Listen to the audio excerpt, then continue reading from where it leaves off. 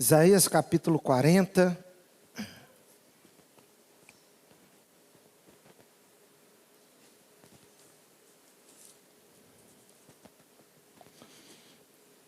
Os versos de 1 a 4. Isaías 40, de 1 a 4. Diz assim a boa palavra do nosso Deus: consolem, consolem o meu povo, diz o Deus de vocês. Falem ao coração de Jerusalém e anunciem que o tempo da sua escravidão já acabou, que a sua iniquidade está perdoada e que ela já recebeu em dobro das mãos do Senhor por todos os seus pecados. Uma voz clama: no deserto preparem o caminho do Senhor, no ermo façam uma estrada reta para o nosso Deus. Todos os vales serão levantados e todos os montes e colinas serão rebaixados. O que é tortuoso será retificado e os lugares ásperos serão aplanados. Que Deus abençoe sua palavra ao nosso coração. Amém? Irmãos, a Bíblia tem uma mensagem completa para nós. Às vezes nós temos a impressão de que a única coisa que resolve ou que dá mais resultado é que tenhamos palavras assim de muito incentivo para nós, que não tenhamos palavras de correção. Você sabe que alguns de nós têm uma personalidade avessa à correção. Se alguém diz algo que nós não gostamos, nós resistimos de pronto. Parece que já temos respostas planejadas e um escudo, que na verdade não é um escudo protetor, é um escudo que nos deixa vulneráveis, porque nós precisamos ouvir uma palavra de correção, mas palavra de correção nós não aceitamos. E nós precisamos muito de correção. Por outro lado também, meus irmãos, como eu disse, a palavra de Deus tem palavra para de todo tipo, é agridoce. Tem sal e tem doce. No que se refere a palavras de ânimo, de consolo, a Bíblia também as tem. E agora você veja que o livro de Isaías é um livro de correção, mas também de muita esperança. Esperança, meus irmãos, no agir de Deus, restaurando, mudando a história, criando às vezes uma outra realidade. Agora no capítulo 40 de Isaías, depois de muitas palavras de profecias, de julgamento, de juízo, vem uma palavra de consolo. E alguém pode dizer, mas consolo era para todo mundo aceitar. Às vezes não, irmãos. Às vezes nós estamos precisando de uma palavra de consolo, mas não recebemos. Temos resistência para consolo, assim como alguns têm resistência para exortação, para correção. Alguns, por incrível que pareça, se negam a entender que Deus traz às suas vidas um momento doce, um momento novo, um momento de resolução de problemas. Nosso problema com Deus quando pecamos. Agora você veja, quando a palavra de Deus diz, agora consolem, consolem o meu povo, diz o Senhor Deus, falem ao coração de Jerusalém. Por que uma palavra ao coração de Jerusalém? O que é uma palavra ao coração? De fato, temos que ser atingidos, meus irmãos, no íntimo, na alma, no coração, porque pode ser que você já foi alcançado por um convencimento intelectual, mental, mas o seu sentimento ainda continua como se você não tivesse compreendido. O que é isso? Você não sentiu. Você tem uma ideia, uma clareza do ponto de vista intelectual, mas não sentiu. No que se refere a consolo, irmãos, isso é assim. Se o consolo não for sentido, for só uma coisa teórica, nós continuamos em aflição, sem consolo. E você veja aqui como é que Deus quer tocar no coração. Ele anuncia que a escravidão já acabou, e a iniquidade foi perdoada. O que é a escravidão terminada? A libertação já aconteceu. Deus está profetizando que Ele vai libertar. Libertar do cativeiro, que ainda iria acontecer. Porque em Isaías, meus irmãos, tem profecias para o futuro em 2 tempos. Profetiza que o cativeiro vai acontecer e já profetiza que um dia haverá libertação do cativeiro. Então, com relação à libertação do cativeiro, Deus está dizendo, a escravidão acabou. Eu pus fim àquilo que estava escravizando vocês. E a escravidão aconteceu por causa do pecado. Como o povo começou a adorar e a abrir as portas para outros deuses, outros cultos, depositando a fé em outra pessoa que não era o Senhor nosso Deus, Deus permitiu que a desgraça do cativeiro ocorresse. E então o cativeiro ocorreu, eles ficaram escravizados. Agora Deus está dizendo, a escravidão acabou e a iniquidade está perdoada. Por quê? Porque eles tinham que saber que sofreram, tudo que sofreram por conta do pecado. Você sabe, o pecado nunca abençoa, o pecado nunca traz remédio, o pecado sempre nos traz aflição. O pecado, ele traz escravidão. Uma pessoa às vezes tem a sensação de estar realizando algo, fazendo algo que é contra a palavra de Deus, ela tem a impressão de que está sendo livre para agir. Ela não está sendo livre.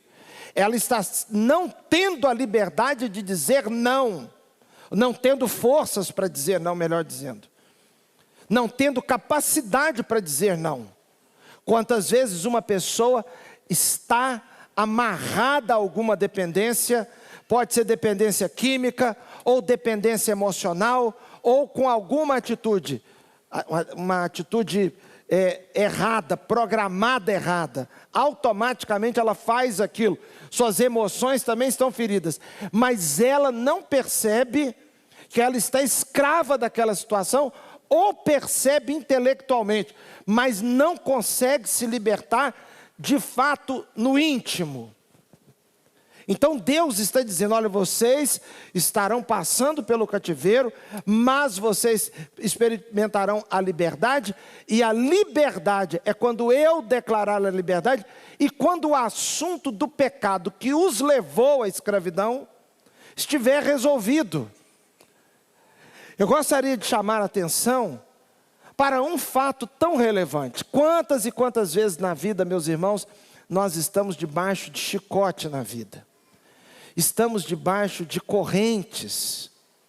E nós não percebemos que precisamos de libertação. Quem precisa de libertação? Todos nós aqui.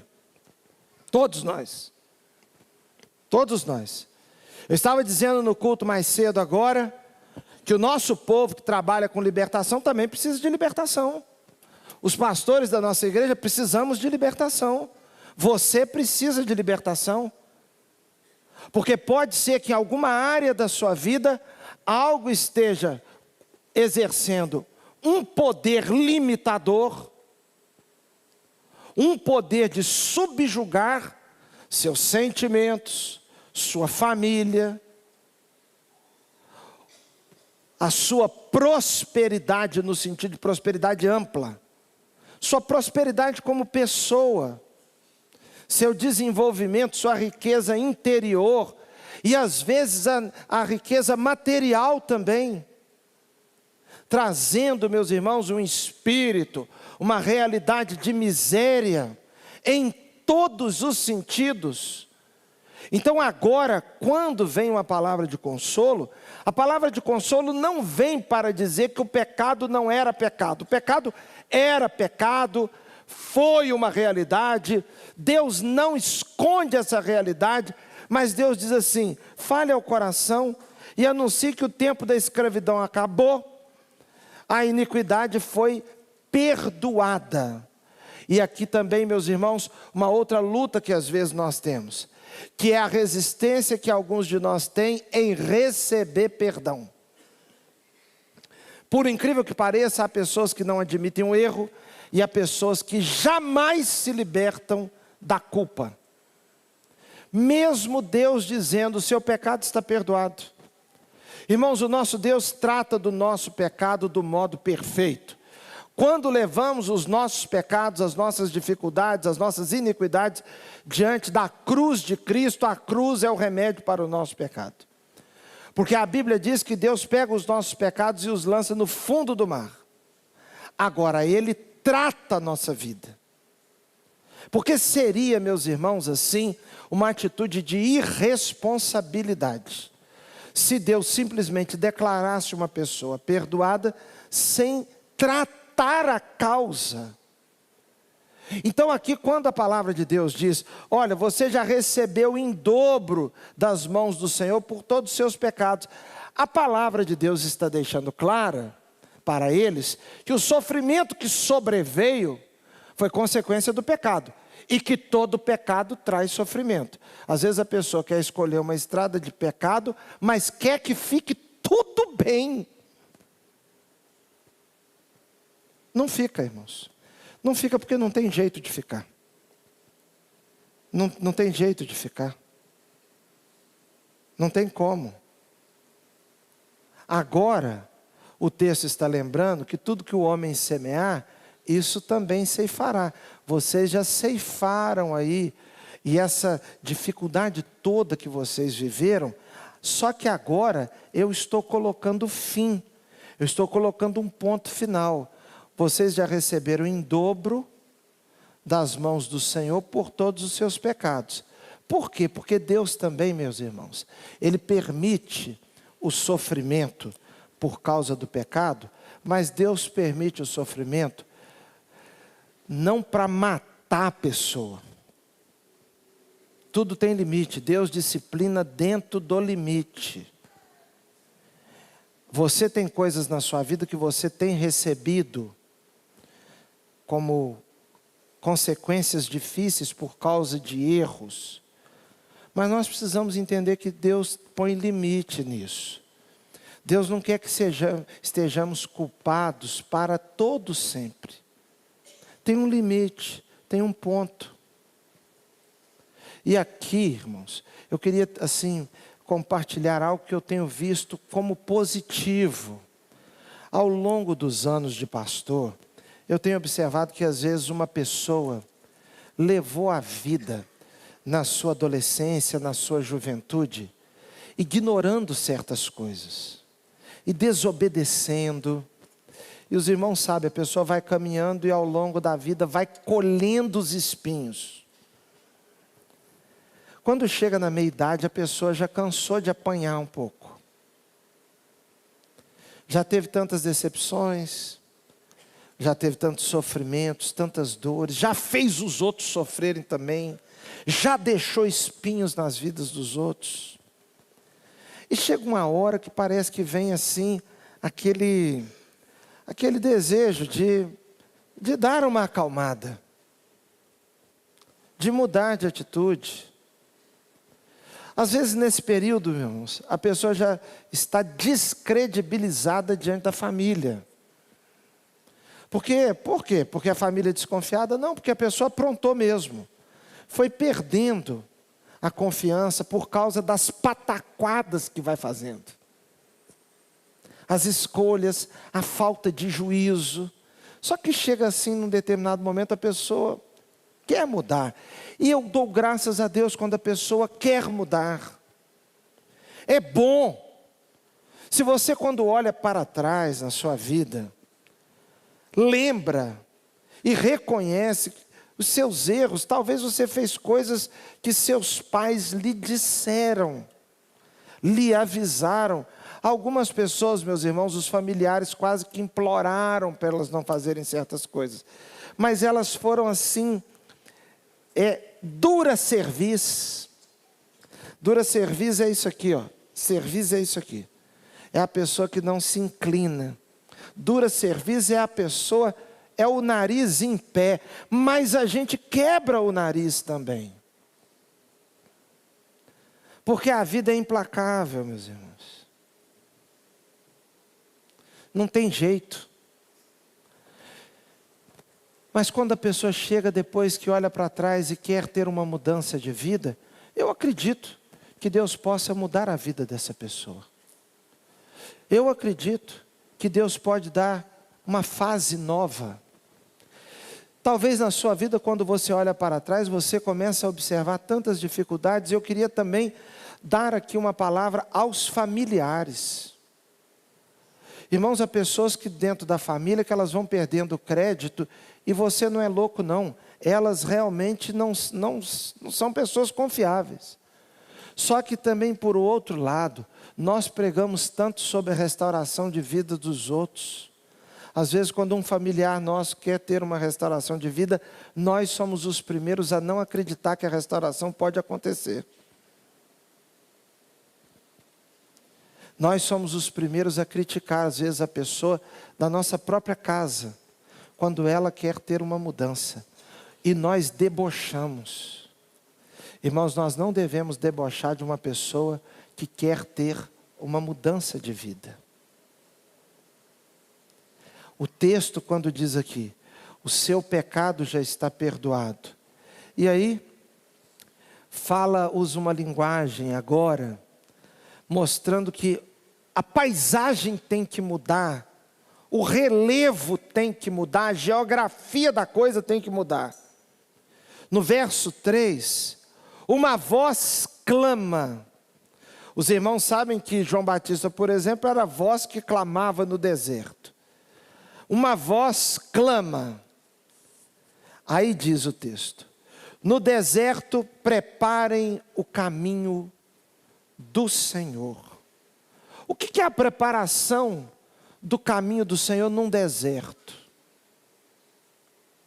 O deserto, meus irmãos, é um lugar que parece que é tudo igual, não tem caminho traçado.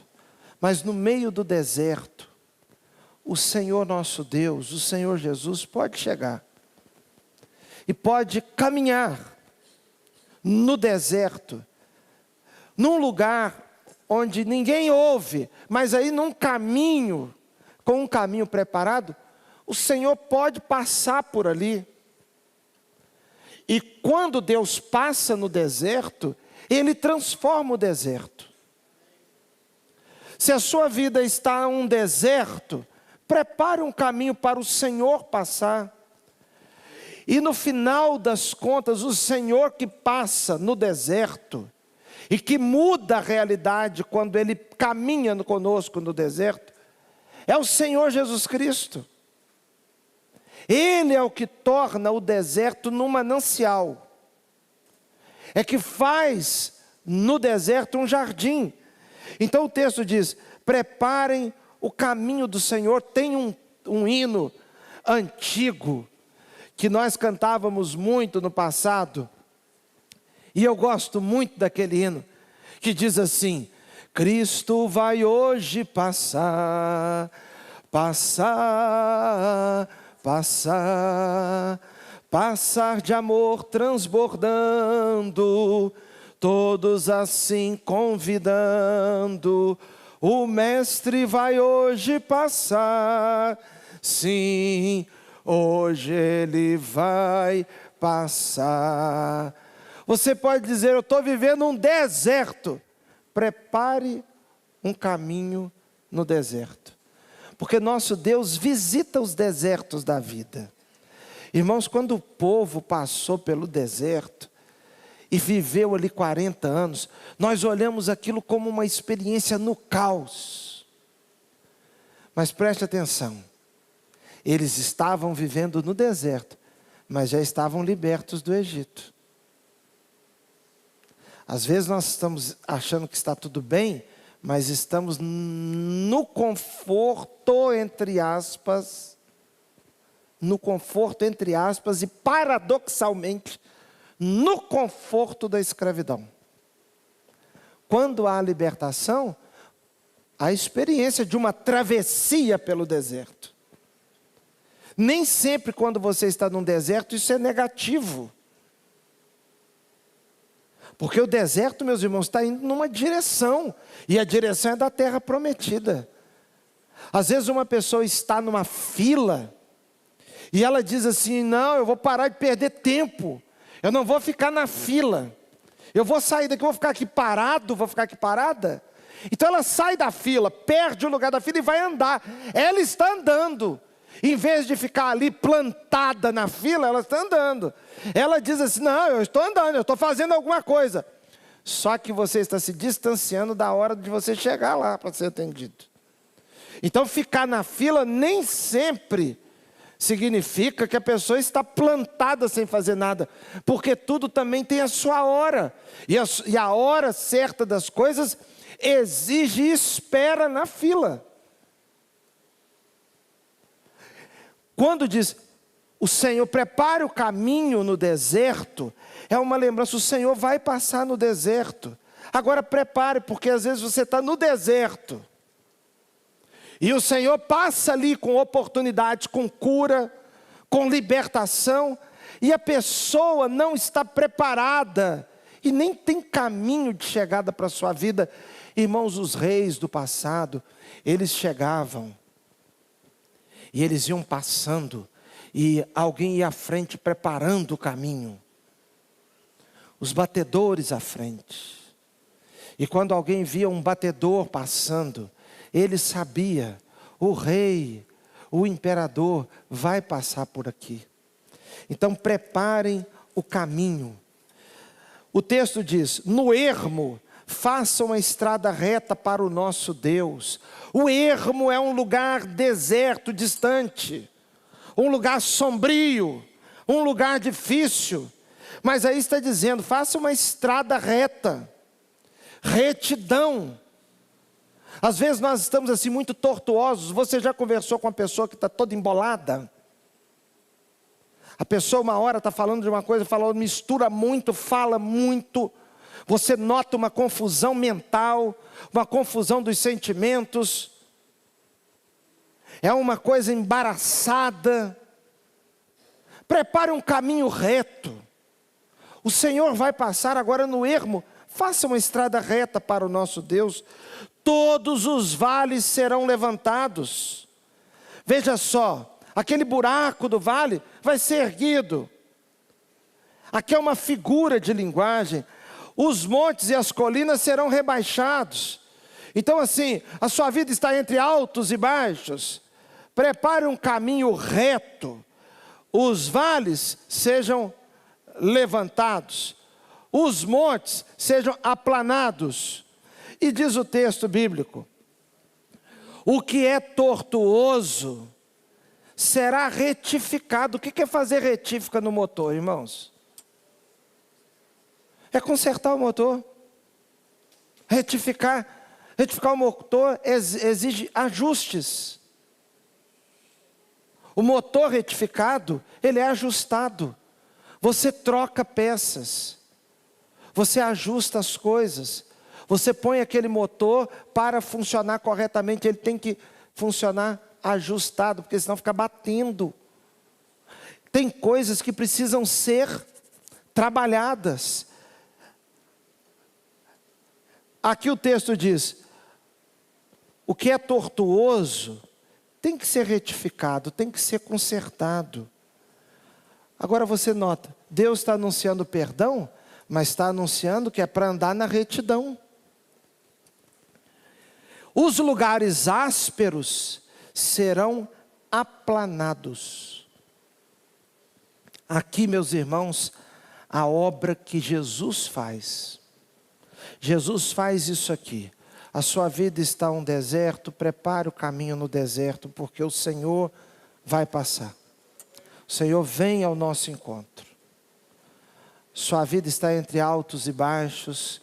o relevo da sua vida está assim todo atrapalhado, uma hora está caindo no buraco, e irmãos, outra hora está lá numa montanha.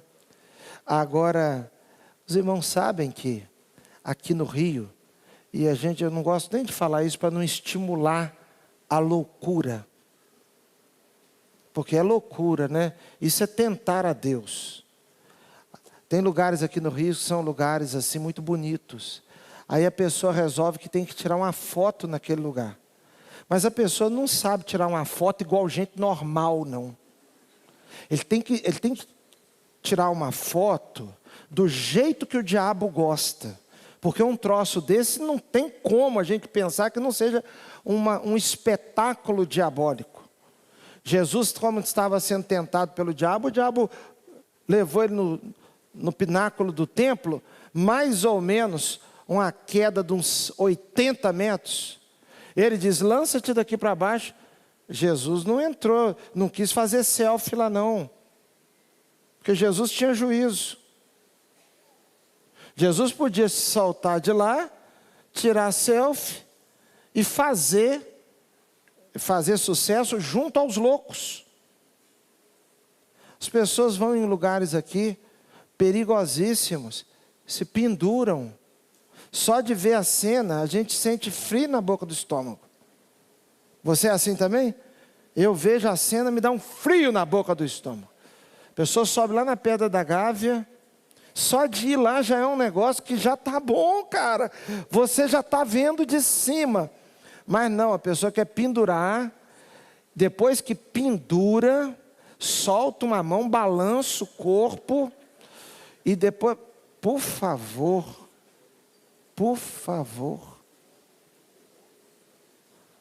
agora um famoso no mundo inteiro morreu, caiu dentro de uma cratera, famoso no mundo inteiro, para que isso? Irmãos, quando a Bíblia diz assim, olha, prepare um caminho, prepare o caminho no deserto, aplane as coisas, eu diria assim, ponha os pés num terreno firme. Não fique se arriscando nas montanhas.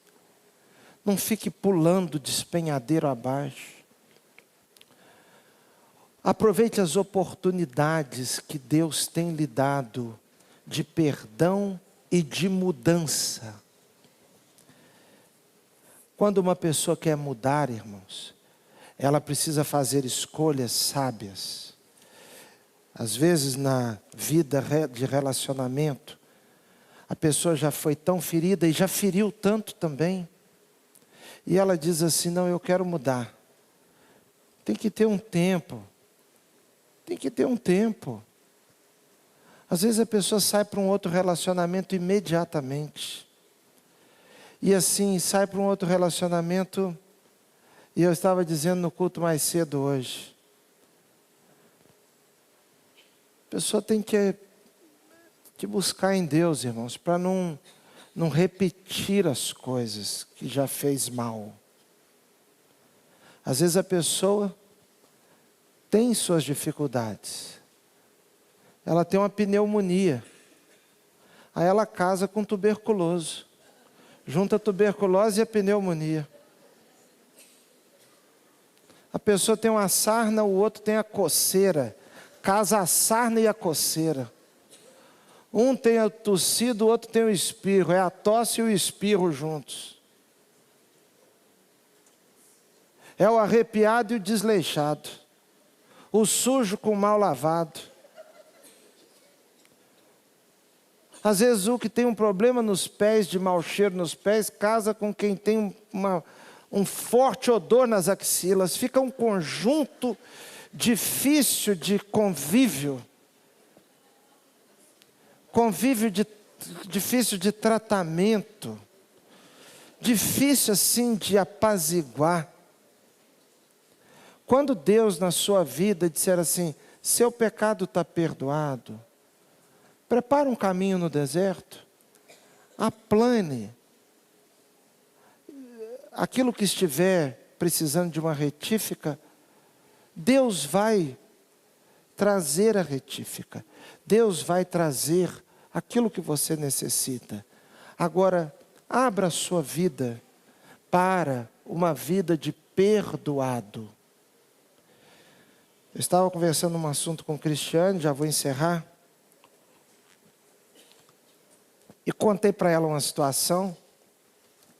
E ela fez assim, uma palavra de lamento. Ela disse assim: poxa, e logo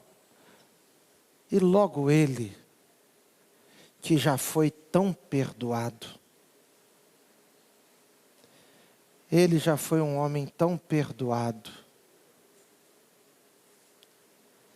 Irmãos, por que eu estou dizendo isso? Porque nós já fomos tão perdoados. Então Deus disse: a iniquidade foi perdoada. Isso é um consolo. Agora tem uma palavra de consolo além dessa. É a exortação de que o Senhor vai passar. Agora prepara o caminho. Prepara sua mente, seu coração, sua vida. Mude o cenário. Se você está num relevo todo indefinido, faça um caminho plano para a sua vida. Um caminho de retidão. Que Deus abençoe e complete a sua palavra no seu coração, na sua vida. Amém?